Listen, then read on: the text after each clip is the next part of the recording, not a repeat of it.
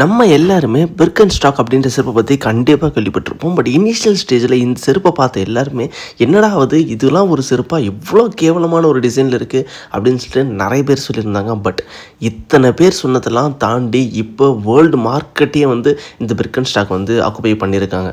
அப்படி இவங்களோட க்ரோத்துக்கு அவங்க என்னெல்லாம் பண்ணாங்க அதை பற்றி தான் இன்றைக்கி நம்ம வெளியில் டீட்டெயிலாக பார்க்க போகிறோம். வாங்க வீடியோக்குள்ளே போகலாம். 1774 ஜான் ஆடம் பிர்கன்ஸ்டாக் அப்படின்ற ஒருத்தர் செருப்பு மேக் பண்ணுறாரு. அவருடைய குலத்தை தொழிலே செருப்பு மேக் பண்ணுறது தான். அவங்க எல்லாருமே செருப்பை மட்டும் தான் மேக் பண்ணுறாங்க. அப்படி மேக் பண்ணும்போது அவர் ஒரு விஷயத்தை நோட்டீஸ் பண்ணுறாரு. அந்த காலத்தில் இருக்கிற எல்லா செருப்புமே, நாட் ஒன்லி இந்த பிர்கன்ஸ்டாக், என்னென்ன செருப்பு பிராண்ட் இருக்கோ எல்லாமே அதோடைய டிசைன்ஸ் எல்லாமே ஃப்ளாட் பாட்டமாக தான் இருக்குன்றதை அவர் நோட் பண்ணுறாரு. நோட் பண்ணது மட்டும் இல்லாமல் இதனால் நிறைய பேருக்கு லெக் பெயின்லேருந்து ஃபுட் பெயின்லேருந்து எல்லாமே வருது அப்படின்றதையும் அவர் ஐடென்டிஃபை பண்ணுறாரு. இப்படி யோசிச்சுட்டே இருக்கும்போது 1896 அதில் இவரோட சன்னு கான்கர்ட் பிர்கன்ஸ்டாக் அப்படின்ற ஒருத்தர் ஒரு ஃபுட் டிசைன் மேக் பண்ணுறாரு. அதாவது ஸ்லிப்பர் டிசைன்.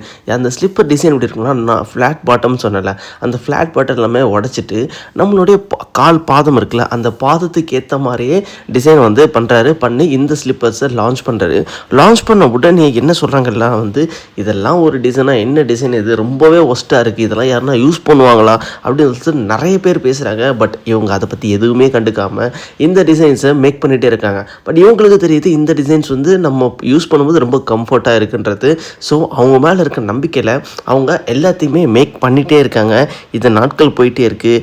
இது கிட்டத்தட்ட 1960 இந்த ரேஞ்சில் என்ன பண்ணுறாங்க அப்படின்னா யூஎஸில் இருக்க மோஸ்ட் ஆஃப் தி பீப்புள் இந்த டிசைன்ஸை லைக் பண்ண ஸ்டார்ட் பண்ணுறாங்க.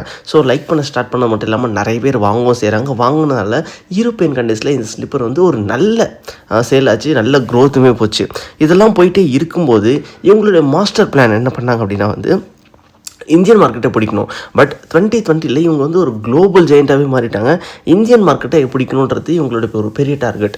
ஸோ அதுக்கு இவங்க என்ன பண்ணாங்க அப்படின்னா பாலிவுட்லேருந்து கோலிவுட் இருக்கும் இருக்க அத்தனை ஆக்டர்ஸ் அத்தனை பேருமே பிர்கன்ஸ்டாக்கு ஒரு கஸ்டமராக மாறினாங்க. ஸோ எப்படின்னா அவங்க நார்மல் யூஸேஜ்லேருந்து வெளியில் நடந்து போகிறதுலேருந்து பார்ட்டிலேருந்து ஆஃபீஸ் மீட்டிங்ஸ் வரைக்கும் எல்லாருமே இந்த பிர்கன்ஸ்டாக்கோட ஸ்லிப்பர்ஸ் யூஸ் பண்ண ஆரம்பித்தாங்க. ஸோ அது மூலிமா நிறைய அட்வர்டைஸ்மெண்ட் கிடைச்சது. அட்வர்டைஸ்மெண்ட் கிடைச்சதில் இந்தியாவில் ஒரு செருப்பை ஹை காஸ்ட்டில் விற்கிறது ரொம்பவே கஷ்டம். பட் இந்த மாதிரி ஒரு அட்வர்டைஸ் ஆனதுனால இப்போ இந்தியாவில் ஈஸியாக 5,000லேருந்து 20,000 வரைக்கும் ஸ்லிப்பர்ஸை சேல் பண்ண ஆரம்பித்தாங்க.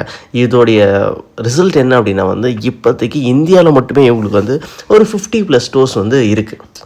ஸோ நம்மக்கிட்ட ஒரு விஷயம் தரமாக இருக்குது அப்படின்னும் போது நமக்கான வின் பண்ணுறதுக்கான ஆப்பர்ச்சுனிட்டி ரொம்பவே அதிகம். பட் அதுக்கான ஒரு விஷயம் என்ன அப்படின்னா நம்ம ட்ரை பண்ணிகிட்டே இருக்கணும். அப்படி ட்ரை பண்ணிகிட்டே இருந்தோம்னா நம்ம கண்டிப்பாக சக்ஸஸ் ஆகலான்றதுக்கு பிர்கன்ஸ்டாக் ஒரு பெஸ்ட் எக்ஸாம்பிள். ஸோ இந்த இன்சிடென்ட் பற்றி நீங்கள் என்ன நினைக்கிறேன் அப்படின்றத கீழே கமெண்ட்ஸில் கமெண்ட் பண்ணுங்கள். பை.